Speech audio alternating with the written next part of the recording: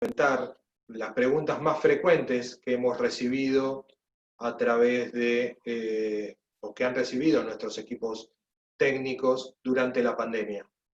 Creemos que es la mejor forma de transmitir nuestra experiencia y los puntos más importantes que queremos que se lleven hoy de nosotros es la experiencia que hemos vivido a lo largo de estos 6 meses.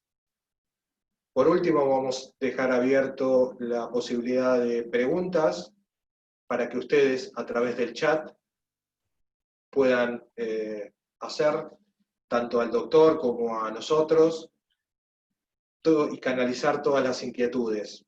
En el mismo chat podrán, si hay algún tipo de inconveniente técnico, canalizarlo y un asistente nuestro podrá darle soporte. La duración estimada del seminario es de 60 minutos y creemos que en eso vamos a poder canalizar todas las preguntas que ustedes nos hagan. Si no fuera así, si quedaran preguntas pendientes, por supuesto, las contestaremos al finalizar el seminario. Por último, decirles que a través del chat recibirán un link para poder hacer una breve encuesta donde recogeremos sus comentarios sobre la charla y sobre inquietudes sobre próximos seminarios. De nuevo, agradeciendo su participación, ya damos pie al comienzo y al encuadre técnico legal. Efren, bienvenido, gracias. Gracias, Luis. Buen día, ¿cómo están? Espero que muy bien. Gracias a todos por participar en este webinar. Es nuestro objetivo, como decía Luis, tratar de disipar la mayor cantidad de dudas en un tiempo que a principio entendemos que es bastante acotado. Haremos lo posible. Por eso mismo, y entendiendo de que buscamos hacer una presentación lo más ágil y dinámica posible, vamos a pasar directamente a las proyecciones. Sobre esta proyección que ya podrán observar, entendemos que hay una serie de palabras claves para poder entender de dónde surge esta cobertura y cuál es su funcionamiento. Por un lado, y en primer lugar, podemos mencionar que el COVID-19 o coronavirus fue considerado una enfermedad profesional no listada desde la publicación en el decreto 367 ya a mediados de abril. Luego, y a partir de la publicación, podemos decir a modo de resumen que el mismo obliga a las ART a garantizar la cobertura, la cobertura propia de riesgo del trabajo, o sea, las prestaciones médicas en especie y dineraria que todos ustedes conocen, respecto a todos aquellos trabajadores que han contraído el coronavirus. Ahora bien, el coronavirus es una enfermedad profesional no listada, cubierta, pero para aquellos trabajadores que no se encuentran en lo que nosotros hablamos como ASPO, el famoso aislamiento social preventivo y obligatorio, y que pertenecen a los grupos llamados servicios esenciales o trabajadores de la salud.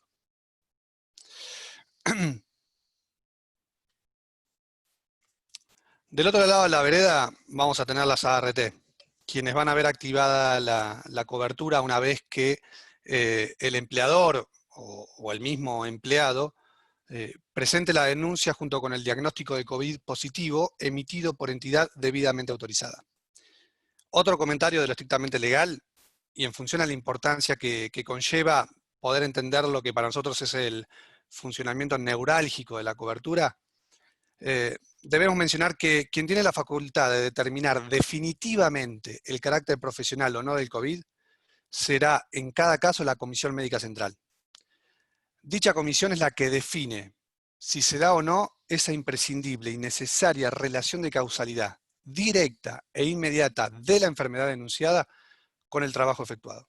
Ese es un punto clave que queremos marcar, ¿no? Exacto. Siempre está la instancia de la Comisión Médica como última palabra. Como última palabra, y volvemos a ese término técnico, legal, lo reitero para que todos tengamos en cuenta, es necesario demostrar esa necesaria relación de causalidad directa e inmediata de la enfermedad enunciada con el trabajo efectuado. Por último, y ya terminando con esta brevísima introducción sobre los aspectos legales de la cobertura, podemos decir que, por lo menos a nuestro modo de ver, todos los decretos, las resoluciones conjuntas y demás que se han emitido durante este último tiempo, desde iniciada la pandemia, buscan proteger al empleador a través de las coberturas que la ART tiene, estas coberturas que ya mencionamos anteriormente, que obviamente son recursos finitos y que buscan de cierta forma cubrir a ese sector más golpeado, que es el sector de la salud y el sector de los empleados esenciales. Gracias, Efren. Bueno, vamos a primero darle la bienvenida a Gustavo. Realmente es un placer para nosotros contar con Gustavo en este seminario. Gustavo es una persona proba con quien hemos trabajado arduamente durante esta pandemia. En reiteradas ocasiones nos ha dado soporte frente a situaciones de crisis de nuestros clientes. Esto es algo importante para remarcar, después vamos a profundizar. Gustavo, vos podrás contarlo mejor que nadie, pero la principal situación que hemos encontrado es la angustia que tienen primero los accidentados y después los empleadores, porque se encuentran en una situación de no saber qué hacer, porque esto es algo nuevo, nuevo a nivel mundial y por supuesto aquí en la Argentina, con lo cual lo primero que nos toca a nosotros como asesores y consultores es transmitirle tranquilidad y después el soporte. Con lo cual tenerte en el seminario en el día de hoy para nosotros es más que importante, con lo cual nada, te doy pie como para que nos cuentes un poquito tu experiencia. Yo después te hago alguna consulta de cómo estás viendo la situación internacional y local. Bienvenido y adelante. Bueno, muchas gracias, buen día, que tengan todos muy buen día. Voy a correr un poquitito la pantalla, ustedes van a ver esto, pero yo me voy a dirigir a algunas notas mías como para poder hablarles un poquito del virus. Nosotros tenemos que saber de qué se trata, contra qué estamos peleando, cuáles serían las sintomatologías que cada día se van actualizando. Hay que hacer un par de breves, muy breves, consideraciones tipo preliminares, ¿no? Que serían, a ver, nosotros somos la especie que, a pesar de que todavía no sacó la vacuna, le está ganando la pelea al SIDA, le está torciendo la mano con tratamientos que hacen que la gente que en la década del 80 se moría sin remedio de SIDA, hoy en día tenga al SIDA casi como una enfermedad crónica, potencialmente mortal, como podría ser cualquier otra de las crónicas. Nosotros somos la especie que le ha ganado al poliovirus, o sea, combatimos la polio como enfermedad. Con lo cual, esta también se la vamos a ganar. Estamos en una situación de tal encierro, tan planetaria, que en realidad todos estamos preocupados, asustados, o por ahí cambiamos y nos despreocupamos y negamos la realidad. Y son dos medidas bastante complejas. En realidad hay que tratar de evitar situarse en cualquiera de esos dos extremos. No nos asustemos de más que miedo tengamos los cuidados que tenemos que tener. Ahora los vamos a ver. Y por otro lado, no nos aflojemos y digamos esto es un invento, lo hicieron los marcianos, lo hizo Trump, lo hizo el chino ese, todo. Eso es incomprobable, es una teoría conspirativa que no tiene ningún sentido. Si ustedes quieren un consejo cortito y claro, hay un virus para el cual no tenemos tratamiento, no tenemos todavía vacuna, que enferma a la gente, que algunas veces mata y otras deja con secuelas, y que lo que tenés que hacer es lavarte la mano, guardarte y quedarte quietito en tu casa. Si más o menos se manejan con eso y lo van adaptando a la vida de cada uno, porque yo como médico quedarme quietito en mi casa no sería la que mejor me conviene, pero con eso ustedes pueden aflojarse un poquitito. no se fanaticen con mirar noticieros, no sigan el día a día con un diario, con una publicación que gana plata con cada clic de ustedes. Ustedes miren información confiable en lugares que para ustedes sean confiables y miren 1 horita por día y listo, ¿sí? No se desesperen y no se dejen llevar por una marea que en realidad tiende a exagerar una realidad que ya de por sí es un problema. Vamos a ver de qué hablamos. A ver, cuando nosotros hablamos de virus, los virus los dividimos en familias. Ustedes deben haberme escuchado hablar recién del polio. Bueno, el poliovirus es de una familia. Deben haber escuchado hablar de los rinovirus, los adenovirus. Los que tengan criaturitas ven que tienen el riesgo del virus sincicial respiratorio. Bueno, así como hay virus de distintas familias, hay una familia de virus que tiene una formita, que es la que todos conocemos ahora como esos pinches que tienen el redondelito del virus, que parece una corona.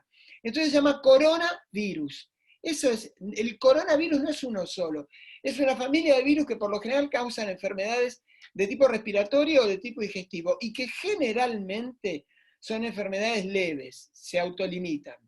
Tienen la capacidad de infectar tanto a humanos como a algunos animalitos, por eso apareció lo del murciélago, otro bichito, el pangolín, que también decían que había infectado al ser humano. En algún momento hicieron el salto de especie.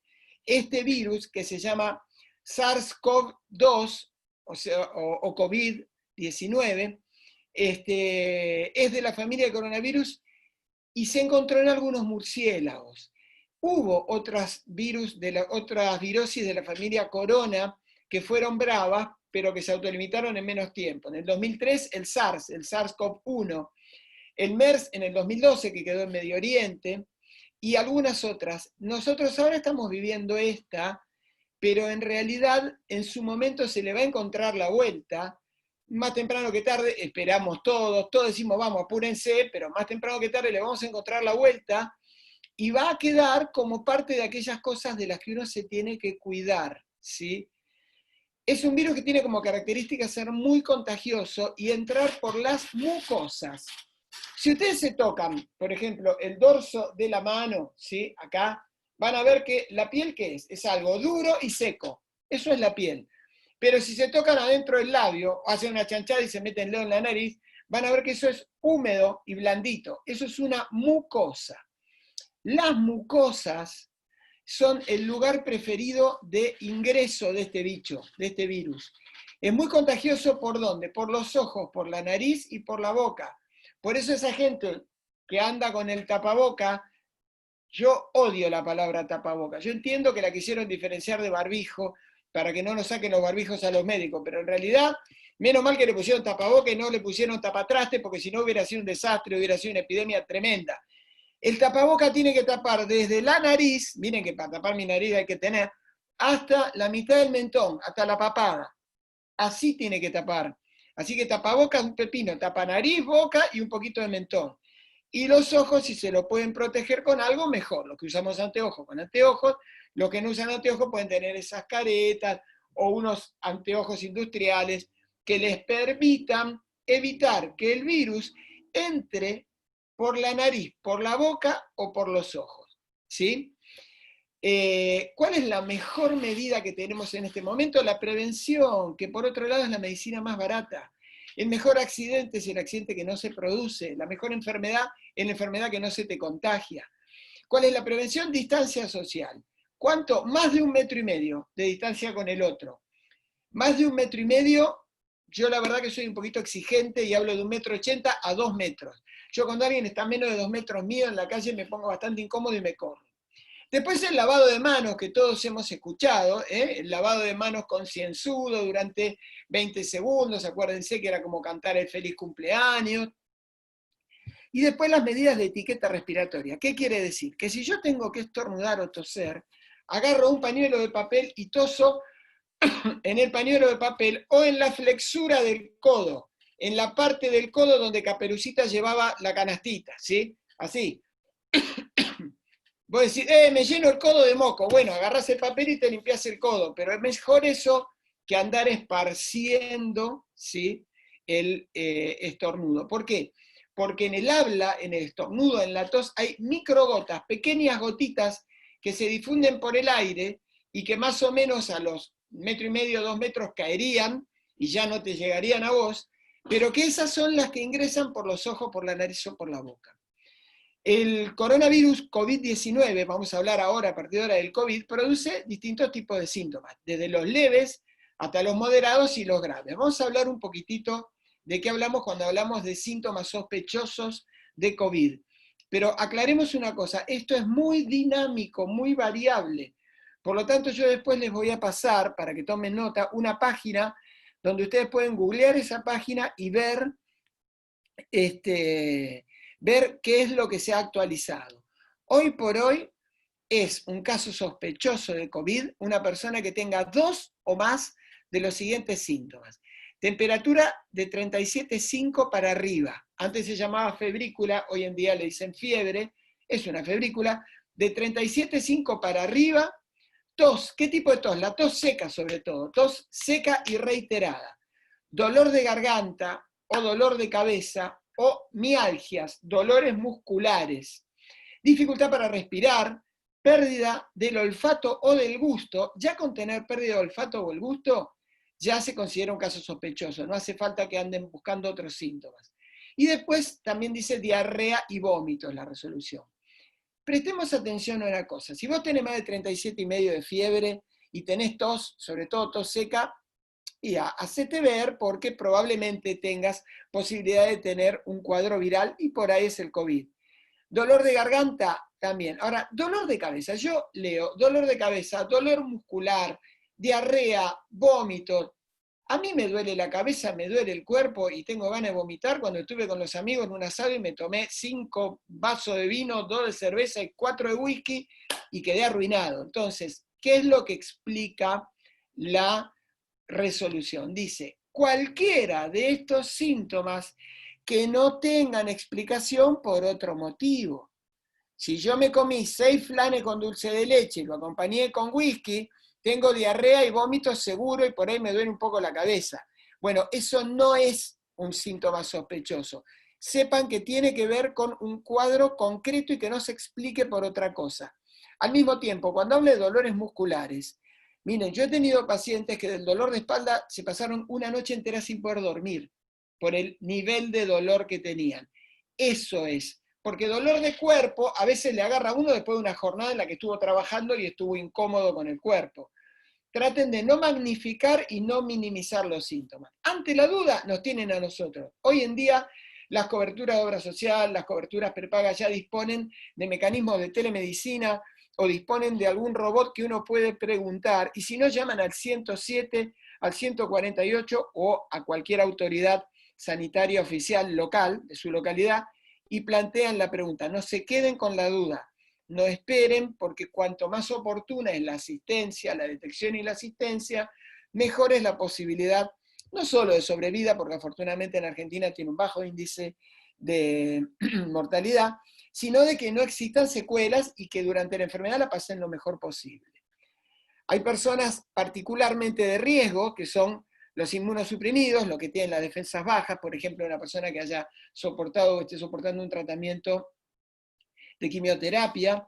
Los mayores de 60 años, hablan de los mayores de 65, pero a partir de los 60 empieza el riesgo por las comorbilidades. Morbilidad quiere decir enfermedad. Que haya una comorbilidad quiere decir que haya una enfermedad que la persona ya tenía y entonces un virus llega a un organismo que no está en su mejor estado. Por ejemplo, y un asmático. Los casos más importantes son los diabéticos, los hipertensos, aquellos que tienen otras enfermedades cardiovasculares o cerebrovasculares, los que tienen enfermedades respiratorias crónicas. Bueno, también dice el estrés psicológico. El estrés psicológico tiene que ver con que nos bajan mucho las defensas, ¿sí? Entonces, ahora, ojo, vos decís, yo soy hipertenso, pero hace 10 años que me medico y no tengo ningún problema. Bueno, tenés el riesgo aumentado y un poquito, pero no es tan importante.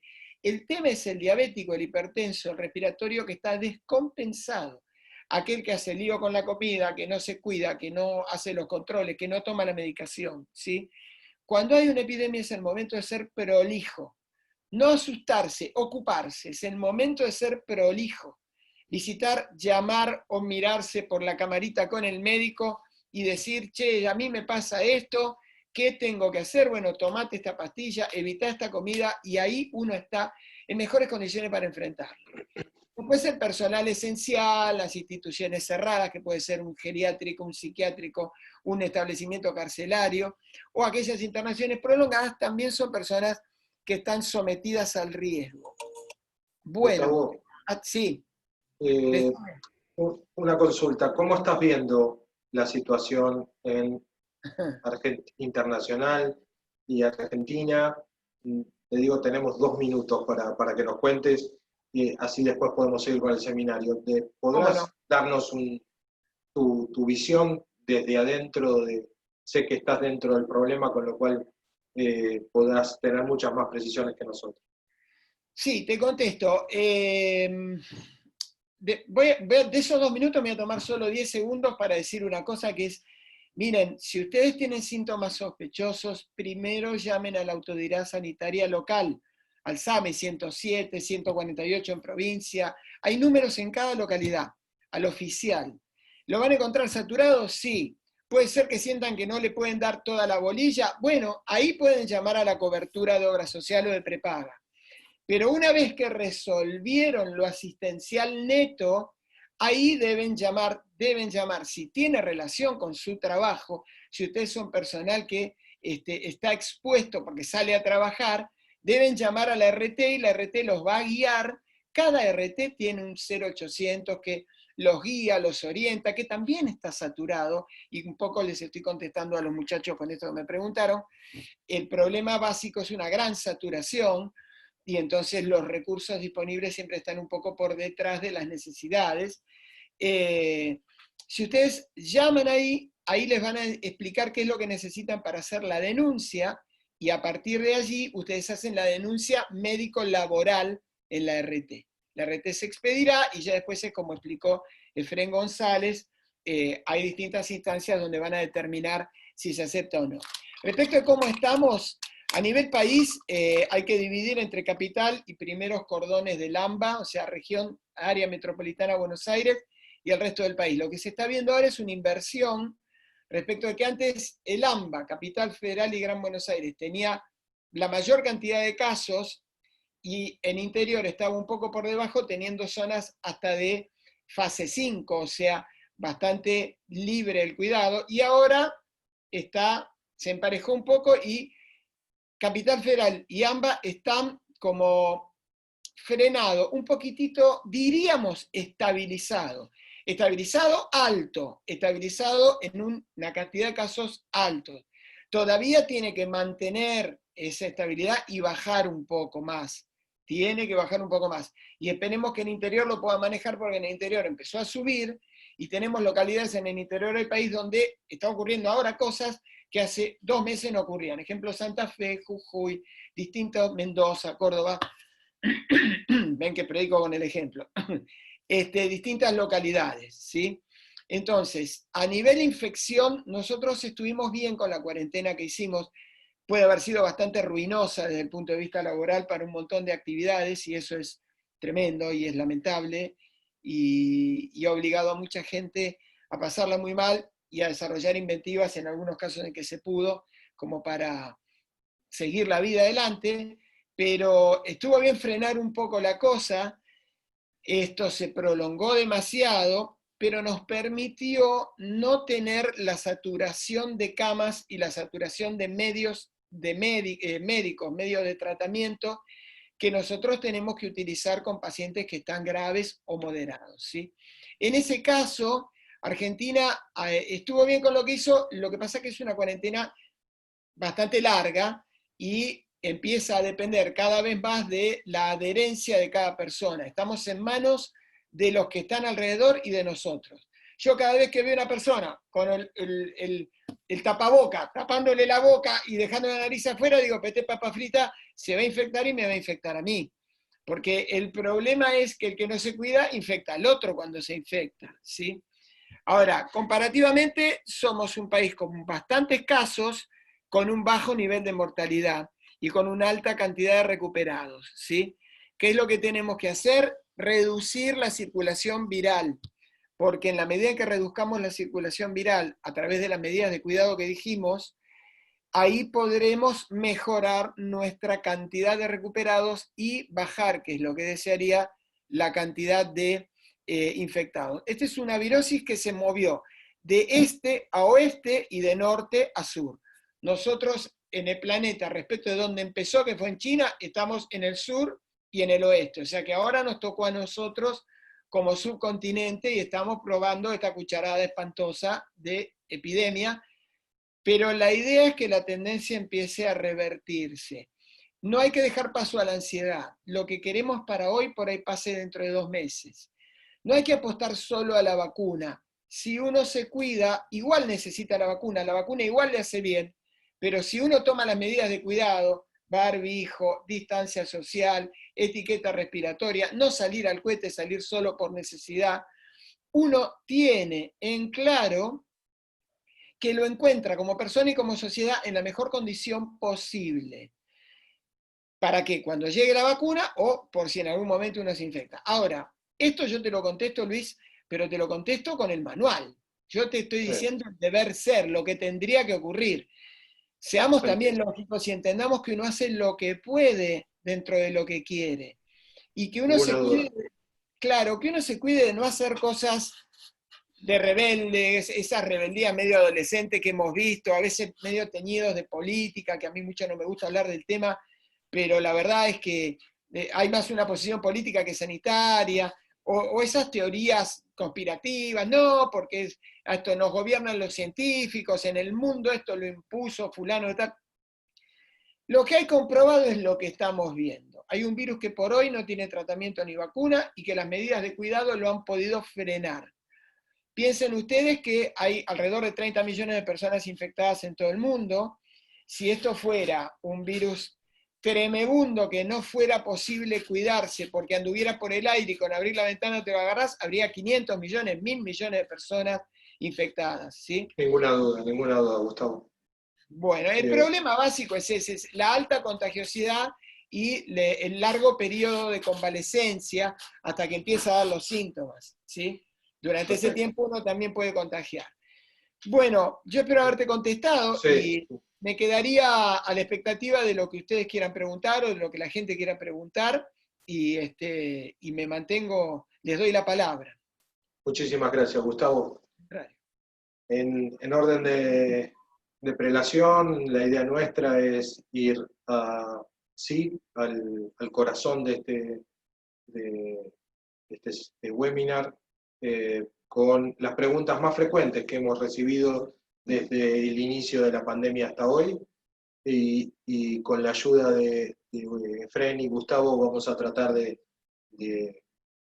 transmitirle a ustedes nuestros pensamientos. Efren, la primera pregunta frecuente que hemos recibido de nuestros clientes y fundamentalmente de las personas que necesitan asesoramiento es: ¿qué cobertura da el sistema de riesgos de trabajo frente a un caso de COVID? La cobertura que da son las mismas prestaciones que está basado el sistema, o sea, las prestaciones médicas, dinerarias sin especie, para una enfermedad como esta, que vuelvo a repetir, es una enfermedad profesional no listada.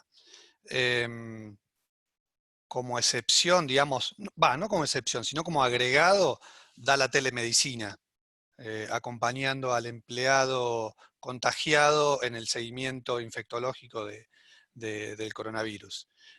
Pero luego hay que tener muy en claro que son las mismas prestaciones que establece para el sistema de riesgo de trabajo a nivel general.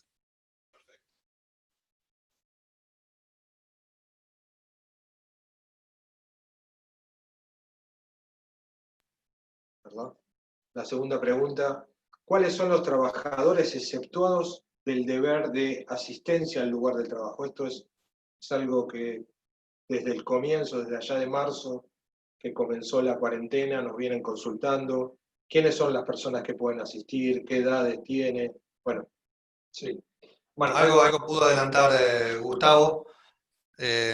Acá hay una resolución, la resolución 207 del 2020, que estableció cuáles eran los empleados suspendido del deber de asistencia al lugar de trabajo. Ese decreto menciona a los trabajadores mayores de 60 años, excepto que sean considerados personal esencial para el funcionamiento de la empresa. Ahora termino de explicar las excepciones y vuelvo sobre este punto. Las trabajadoras embarazadas y los trabajadores incluidos en los grupos de riesgo que define la autoridad sanitaria, que era lo que mencionó Gustavo, aquellas personas que tienen algún tipo de patología crónica. Una pregunta frecuente sobre este punto en particular es, ¿a quién consideran persona esencial para el funcionamiento? Y sobre este punto, bueno, hemos consultado con las diferentes aseguradoras y también sobre el texto de la ley, hay que entender que se trata de aquellas personas que no pueden ser suplantadas por otras. Un ejemplo, un chofer de un vehículo, una persona administrativa puede ser reemplazada fácilmente por otra persona en la misma categoría. Una persona que tiene una especialidad muy específica sobre el funcionamiento de una máquina, posiblemente no sea reemplazable o fácilmente reemplazable.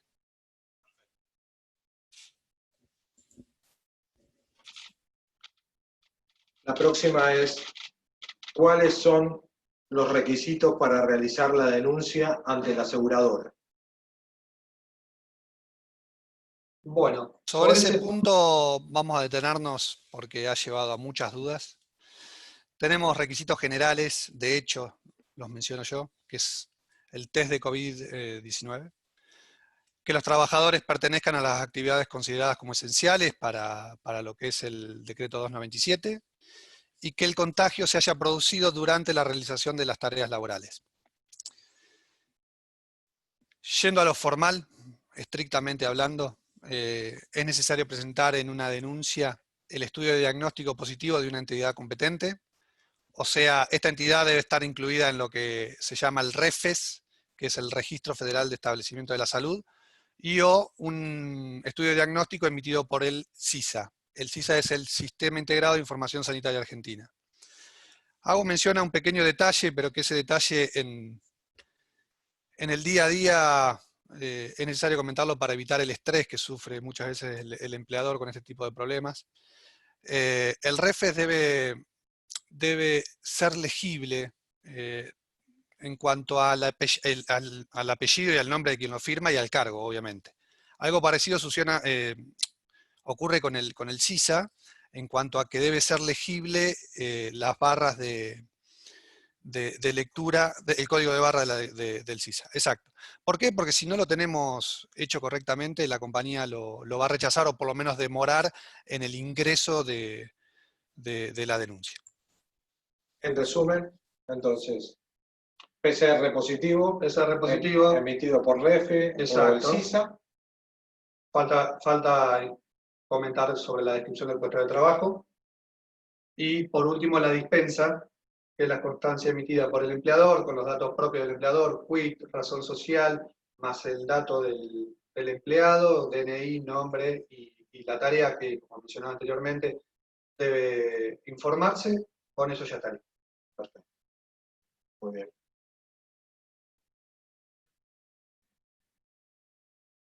¿Cuándo la aseguradora comienza a indemnizar los días caídos? La ILT concretamente. Esta es una pregunta muy, muy recurrente. A ver, para evitarnos dudas, vamos a hacer lo más claro posible. Debemos tener presente que la aseguradora indemnizará o técnicamente va a reembolsar a partir del 11º día contado desde la fecha que indica el test de PCR positivo.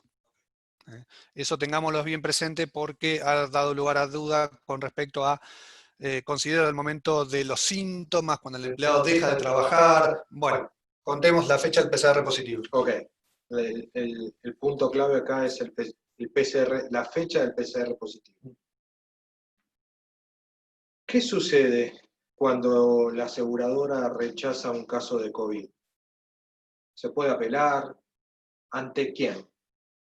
Bueno, ahí el camino que se debe recorrer es la apelación ante la comisión médica, quien tiene la facultad de confirmar o no esa presunción de enfermedad profesional.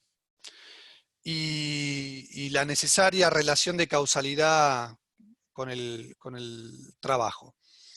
Hago un pequeño punto y aparte sobre un punto que tiene que ver con esto, que es sobre las denuncias de COVID positivo.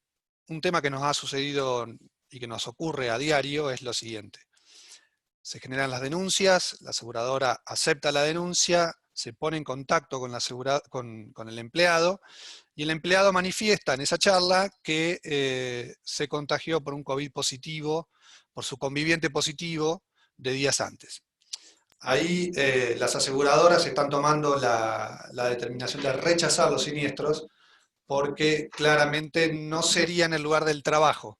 Y volvemos al principio.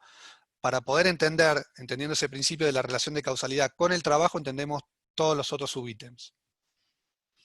Es decir, que en caso que el trabajador se haya contagiado de su conviviente y eso no haya sucedido en ocasión del trabajo, obviamente es un motivo de rechazo de la aseguradora. Tal cual, tiene que haber, lo que nosotros entendemos, desde lo práctico, ¿no? Para que todos entendamos, tiene que haber una coincidencia lógica y cronológica entre la persona que se traslada al trabajo y se contagia y el momento del síntoma, ¿no? Tenemos que entenderlo de esa forma. Totalmente. Bueno, Gustavo, necesito que nos ayudes con una de las preguntas. Esto es algo que nos vienen consultando sistemáticamente, el tema de las altas laborales. ¿Cuánto tiempo estiman ustedes, la pregunta es así, cuánto tiempo estimamos nosotros que existe entre el alta médica y el alta de la RT? Y después el tema del alta epidemiológica, que a vos no te gusta mucho, pero comentala un poquito también. No, no es que no me guste, sino que son terminologías distintas para hablar. Vamos a unificar criterios. Podríamos hablar de dos tipos de alta. El alta médica cuando una persona está en condiciones, es decir, su enfermedad terminó, y lo que se llama el alta médico laboral. Como decíamos al principio, si una persona llama, por ejemplo, al SAME, y el SAME le dice que váyase a atender al hospital X, y lo atienden durante 15 días y después dicen, ya está de alta, eso es una alta médica. El alta médico laboral es, una vez que hizo la denuncia a la RT, hay determinados tipos de condiciones, ejemplo, la sintomatología que tuvo o no tuvo, ejemplo, el plazo, que es lo que vamos a hablar y con eso te contesto, que transcurrió desde el momento de la detección de la virosis, y a partir de ahí la van a evaluar a esta persona por parte de la RT y le van a otorgar el alta.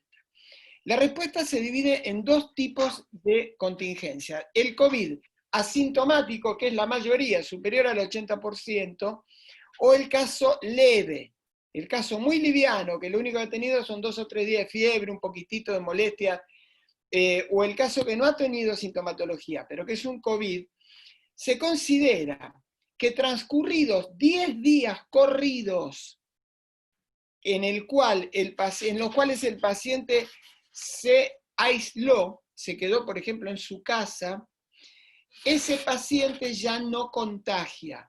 A lo mejor le hacen otro hisopado, el hisopado es el PCR, y el paciente puede dar negativo o puede incluso dar positivo, porque el virus a veces entra en el cuerpo y deja restos en el cuerpo. Entonces, da un falso positivo porque da positivo porque encuentra restos del virus, pero ya no contagia. Entonces, pasados los 10 días de aislamiento de un caso leve o asintomático, está en condiciones de que lo evalúen para el alta y recibir el alta.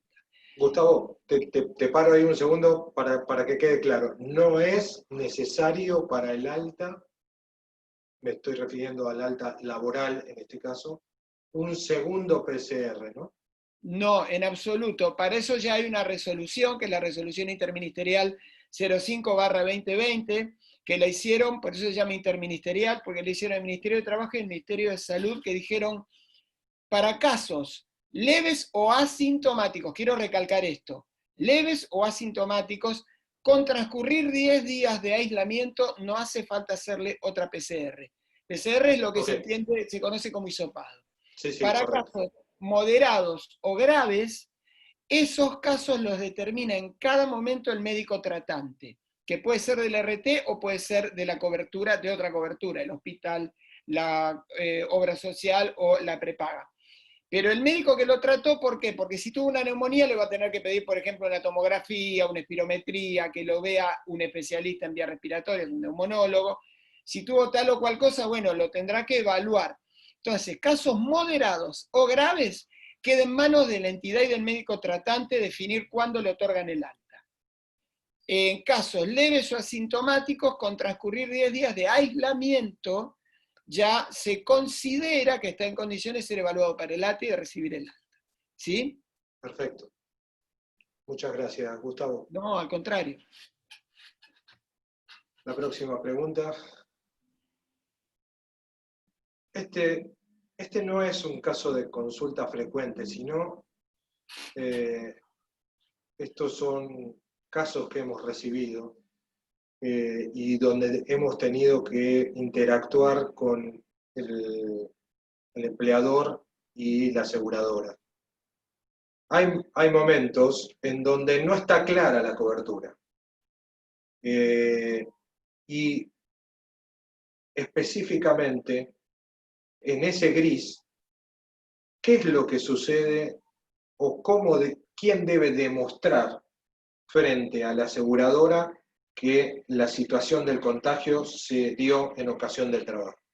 ¿Quién tiene la carga de la prueba? Si lo tenemos que llamar técnicamente. Sí, técnicamente quien acciona y quien demuestra de que se contagió en un lugar o en otro.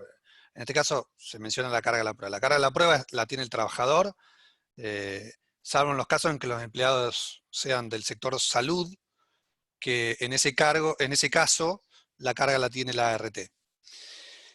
Excepcionalmente, porque como todo, regla y excepciones, excepcionalmente puede ocurrir que la inversión de la carga de la prueba,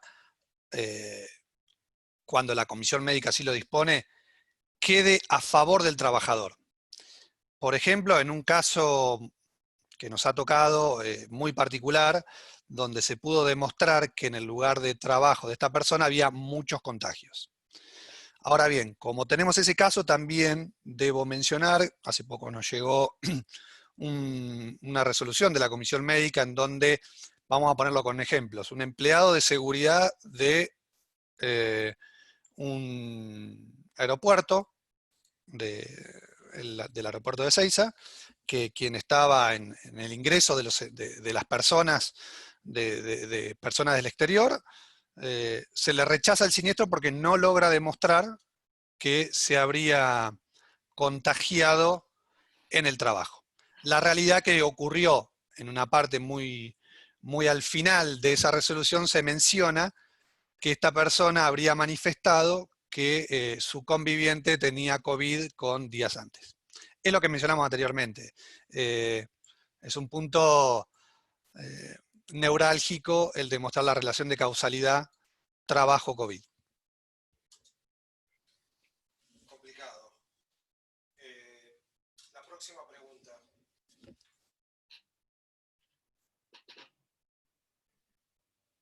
La próxima pregunta habla de un tema tan complicado como como el anterior, el tema del teletrabajo. La nueva ley recientemente sancionada, con las complejidades que todos habrán leído, trae grises y falta de claridad en algunos aspectos. Pero nosotros nos vamos a centrar concretamente es si alguien que actualmente está autorizado para trabajar, es decir, que puede ir un día a la oficina y otro día puede trabajar de su casa. Y en ese escenario se contagia. ¿Qué sucede? ¿Tiene o no tiene cobertura? Bueno, antes de responder voy a hacer una pequeña aclaración. El sistema de riesgo del trabajo estaba regulado en el decreto 1552 hablaba sobre lo que era el teletrabajo. Esa resolución con la pandemia quedó suspendida y hablamos de ciertos requisitos para el teletrabajo, que son la mayoría de los empleados que pudimos transportarnos hacia nuestro hogar para hacer el aislamiento obligatorio, estamos o no cubiertos. En este caso en particular, como vos bien preguntabas, Luis, va a tener cobertura en tanto y en cuanto se presente la documentación que exige la resolución 38. A ver, particularmente apuntamos a que debe existir una coincidencia, y volvemos a repetirlo, cronológica entre la fecha de inicio de los síntomas y la fecha en que el trabajador se desempeñó presencialmente. Si no se logra demostrar esta relación, se va a rechazar, pero si no, va a tener cobertura. Espero haber sido claro en los conceptos. Ahora, en el mismo criterio, si es...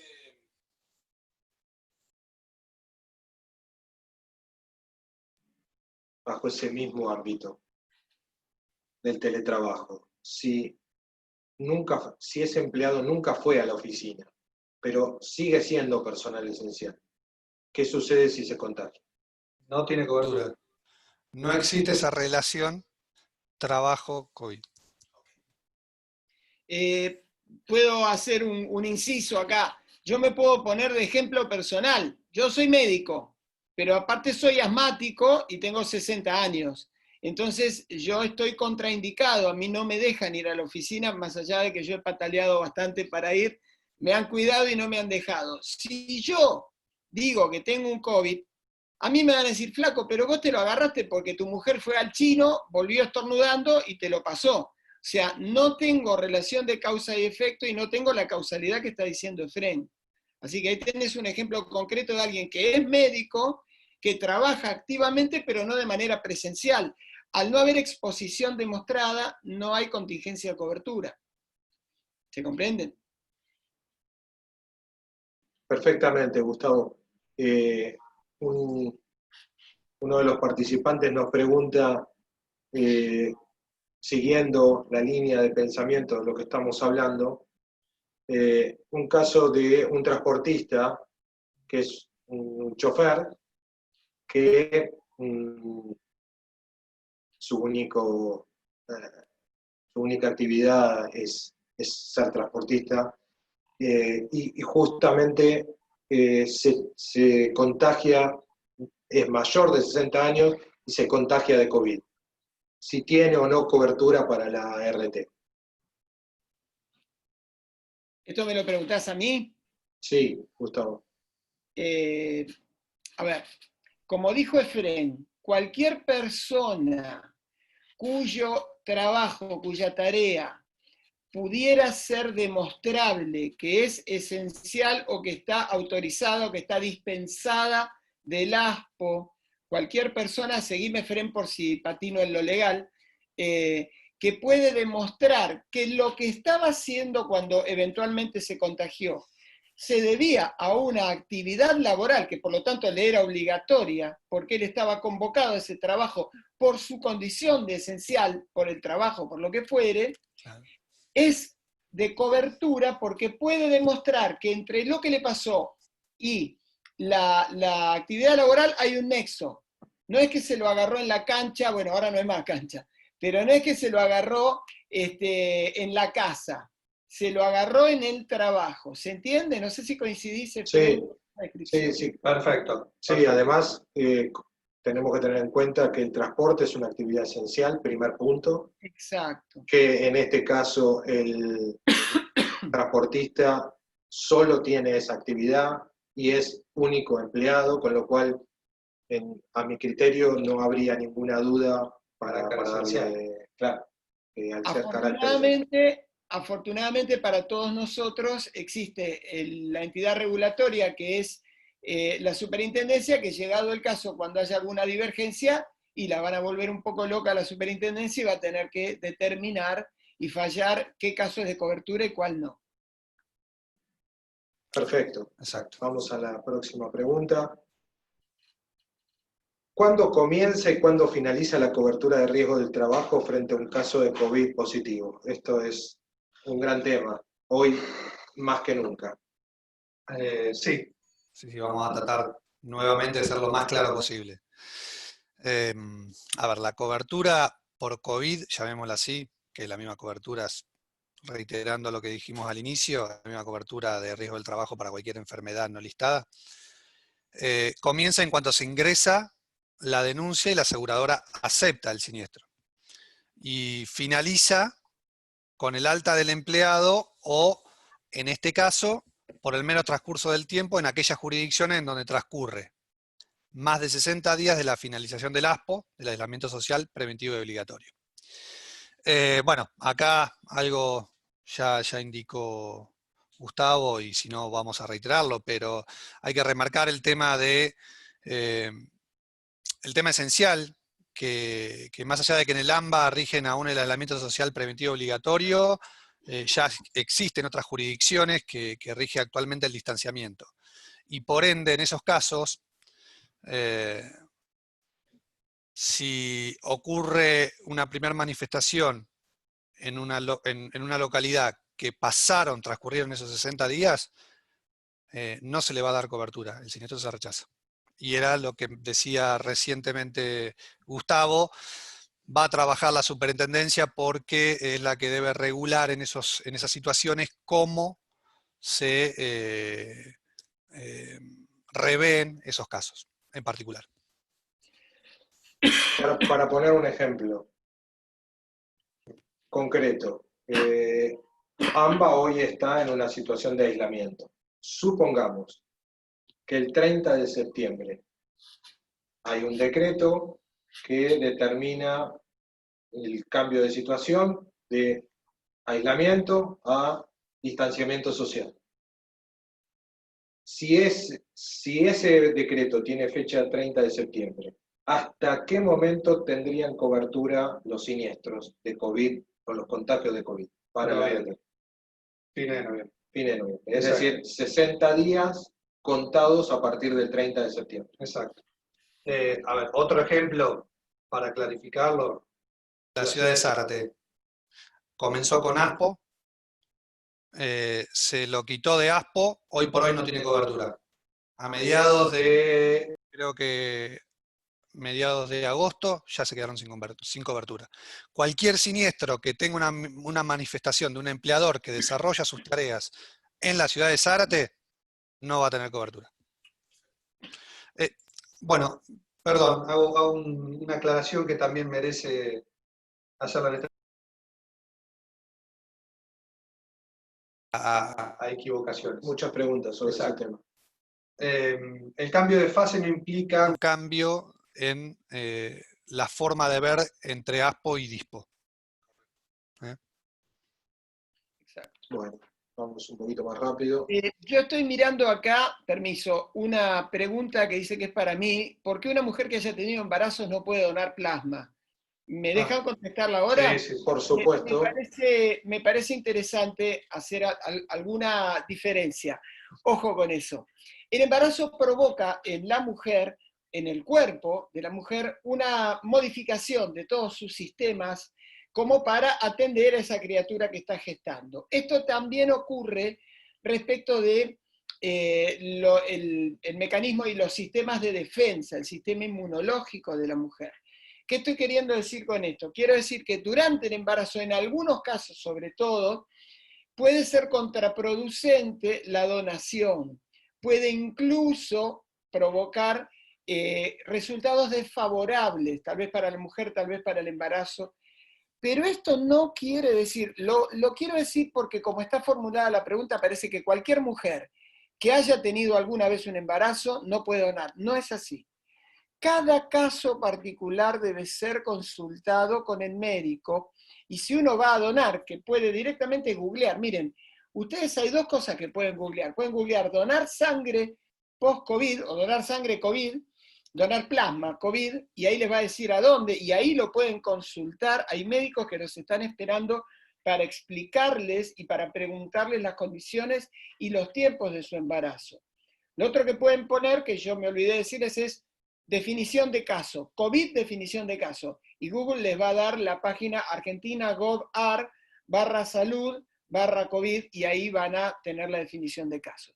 Pero para dejarlo claro, no todos los casos son iguales, no es cierto que todas las mujeres que alguna vez estuvieron embarazadas no pueden donar. Hay mujeres que han estado embarazadas, que han tenido hijos, que lo tienen ahora y que pueden donar. Se le pregunta a la entidad que le va a sacar sangre, ¿sí? Gracias, Gustavo. Al contrario. Gustavo, tenemos una más para vos. Sí. Déjame ver. ¿Qué actitud tuvieron las aseguradoras en relación? ¿Esta de las alícuotas? No. Esta esa para nosotros. A los 60 días, perdón. Dame un segundo.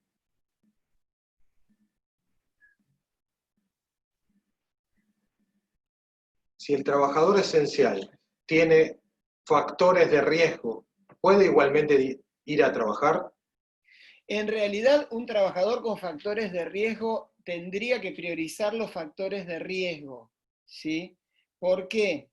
Porque si una persona, por ejemplo, es trabajador esencial, pero tiene una diabetes descompensada y es hipertenso y no le está dando resultado el tratamiento, tiene mucho riesgo de tener una muy mala evolución o una no buena evolución, y a veces una evolución muy mala, si se contagia.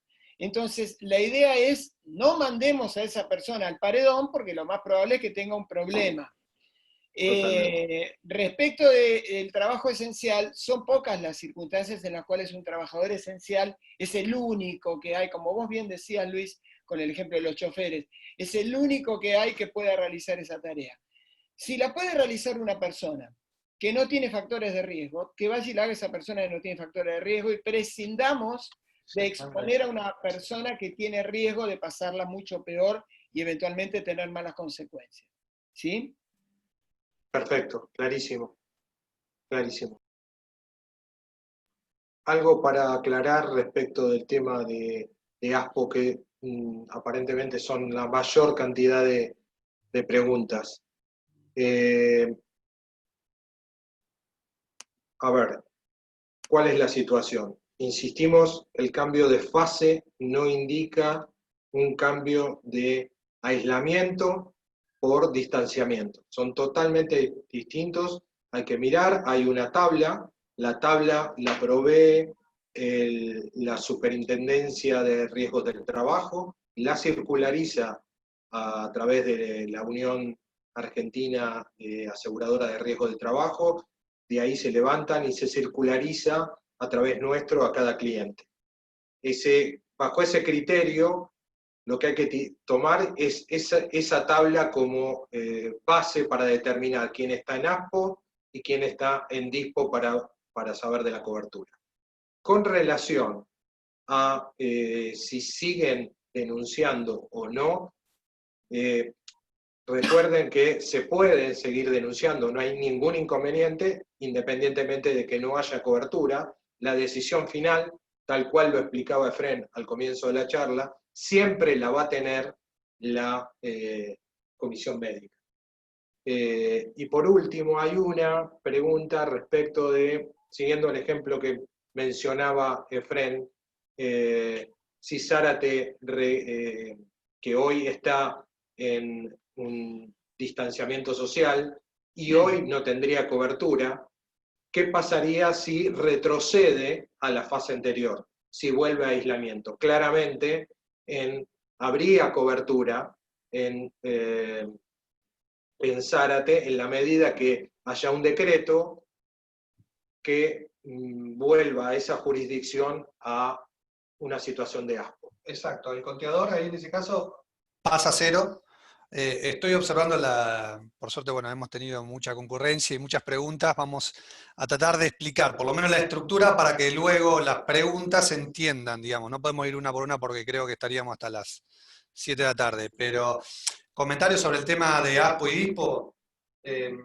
A ver, debemos entender que hay disposiciones del Poder Ejecutivo en donde dice, señores, este lugar está obligatorio de fecha tal. De ahí son 60 días que tenés cobertura. Termina esos 60 días, pasa a distanciamiento social preventivo obligatorio por otra disposición, es otra cosa. Pero quien lo emite es el Poder Ejecutivo, y uno va observando cuándo caen esas coberturas.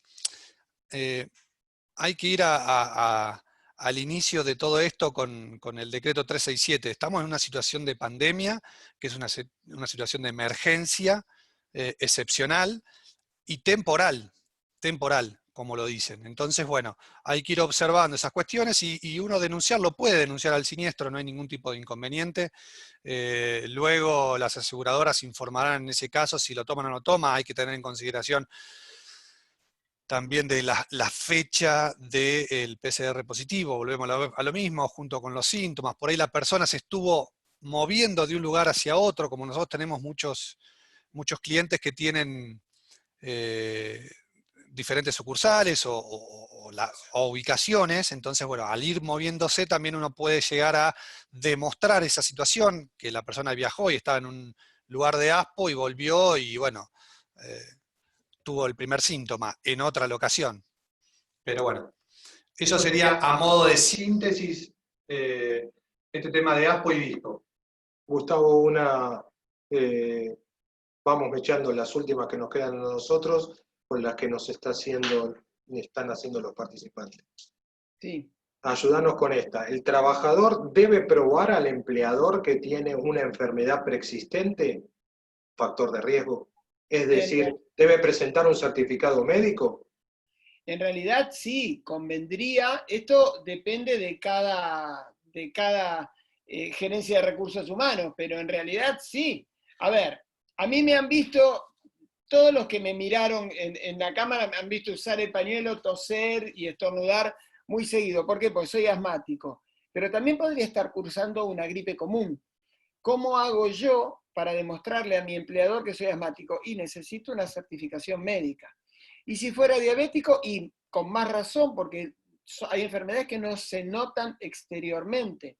Si yo fuera hipertenso, no se me notaría. Entonces, ¿cómo hago yo para demostrarle a mi empleador, che, mirá que yo soy hipertenso? Voy a mi médico, me hago mandar, hoy que se utiliza mucho esto, me hago mandar por celular la foto de un certificado con firma y sello, en regla, como corresponde, con fecha, firma, sello, nombre, apellido completo y DNI de la persona y matrícula del médico, y que diga cuál es mi diagnóstico y que manifieste cuál es el riesgo. ¿Sí? Gustavo, acá vamos a hacer un partido de truco entre los dos, nos pasamos señales. Dale. Bueno, nada, hay una pregunta que es muy típica, que es compleja, que es la cobertura de la persona que está trabajando en su casa, haciendo teletrabajo, habiéndolo denunciado, cumpliendo con los requisitos que estableció la ley y demás, y se corta, digamos, tiene un corte en su dedo.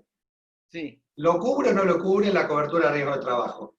Y antes de darte el pie, quiero decir algo. Nosotros estamos hablando enfocada en la cobertura de riesgo del trabajo con COVID. La cobertura de riesgo del trabajo en general sigue existiendo, no es que se suspendió ni nada de eso. Porque hay esa falacia de entender de que se suspende lo otro para darte... No, continúa. Pero bueno, Gustavo, sí. No, exactamente. Ahí diste la respuesta. A lo sumo, la urgencia, la emergencia se pone adelante. Dice, guarda que hay una epidemia mundial, una pandemia, atendámosla. Pero todo lo previo, nadie pierde un derecho anterior. Si yo tengo un cúter, estoy usando un cúter para cortar un cartoncito porque ese es mi trabajo y lo estoy haciendo en la modalidad de teletrabajo en mi casa, y me corto la mano y me hago un tajo de 5 centímetros y me tienen que suturar, eso es un accidente de trabajo. Yo tendré que demostrar, en la medida en que me lo pidan, que fue un accidente en ocasión de trabajo y no que me corté pelando papas. Pero bueno, se entiende la idea. Todo el sistema de cobertura al que vos, Efren, te referiste al principio, respecto del teletrabajo, del trabajo doméstico, no del trabajo doméstico, del home working, del trabajo en domicilio, no cambió. No cambió en absoluto. Lo que cambió fue que ahora lo hace todo el mundo, pero eso es otra cosa. Eso es porque hay que estar aislados, ¿sí? Para complicártela un poquito más, ¿qué pasa si ese teletrabajador en lugar de cortarse, contrae COVID? Para. Ahí no es tan complicado. Yo voy a decir dos cosas. Una te voy a contestar y otra que voy a decir, por ahí no es tan correcta, pero la quiero decir. A ver, si una persona como yo, que no paré de trabajar en un solo momento, gracias a Dios, desde que se dispuso, a mí por ser personal de riesgo, ya el 17 de marzo me guardé y no me dejaron volver, tuve que cerrar mi consultorio, pero estoy dale que te dale con la computadora desde la mañana hasta la noche, mucho más que en momentos normales. Si yo contraigo un COVID, ¿cómo? Bueno, si yo contraigo un COVID, no tengo manera de demostrar que fue laboral, o me lo pasó mi mujer cuando salió al chino, o me lo agarré yo en alguna salida esporádica, pero si no, no tengo manera de relacionarlo con el trabajo. Esa es una realidad. Y la otra es, esto por ahí no suena tan correcto, pero si yo tengo una duda y tengo que denunciar, ante la duda denuncio y espero a ver si es aceptado o rechazado. Lo que pasa es que si yo no quiero un rechazo, tengo que ser no solo serio, sino tengo que tener los elementos que me permitan sostener por qué lo estoy denunciando a la ART. Un poquito basado en lo que dijeron ustedes, tanto Luis como Efrén, respecto de que la denuncia tiene que estar sustentada en una prueba, ¿sí? Pero si yo tengo la prueba, no hay ningún problema. Ahora, si yo empecé con COVID, ¿y usted cuándo fue la última vez que fue a trabajar? Y el 16 de marzo, olvídate. A mí no me van a cubrir, ¿sí?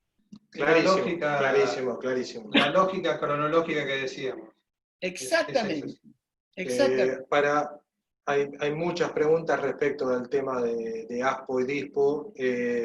Si pueden dejar, creo que tenemos sus correos electrónicos. Vamos a dejar los decretos que sustentan las diferentes situaciones por jurisdicción. Vamos a la última pregunta que me parece que todos esperan que le contemos un poquito qué actitud han tenido las aseguradoras en base a las alícuotas, qué ha pasado. Efrén.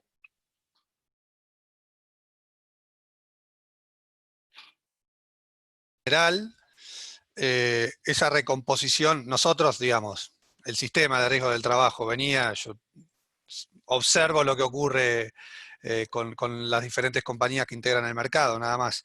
Venían en esta recomposición de alícuota, la cual suspendieron como primera medida, dejaron de aplicar esos aumentos, y luego, y a pedido y por la realidad misma de disminución en la operatoria del trabajo, principalmente en algunas actividades, mayores que otras, nosotros tenemos obviamente clientes de todo tipo y color, en donde algunos se vieron favorecidos y otros no se vieron favorecidos, al revés, muy perjudicados por todo este recorte.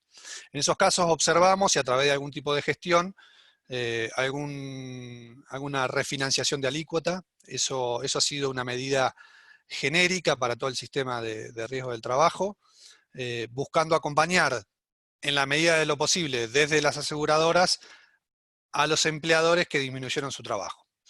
Es una gestión que la hacemos casi ahora normalmente con todo esto, porque se ha obviamente extendido en el tiempo, así que, como quien diría, consulte a su broker para poder tener un buen resultado. Bueno, muchísimas gracias, Gustavo, Efrén. Creo que tratamos de ser lo más claro posible. Están viendo en pantalla los números de contacto como para cualquier consulta que quieran hacer. La verdad que agradecemos enormemente la cantidad de concurrentes al webinar, pero por encima de todos, realmente agradecer a Gustavo y a Efrén la dedicación que le han puesto al seminario. Gracias a todos por participar. Ha sido un placer poner en consideración de ustedes nuestros conocimientos y agradecemos la participación. Le hemos enviado por chat una breve encuesta que vamos a agradecer que la puedan completar y enviárnosla. Y también compartiremos la presentación con los contactos y con los comentarios del doctor. Buenos días, muchísimas gracias a todos. Un gusto haber compartido con ustedes estos minutos. Hasta luego, que la pasen muy bien. Adiós. Que tenga buen día. Buen día.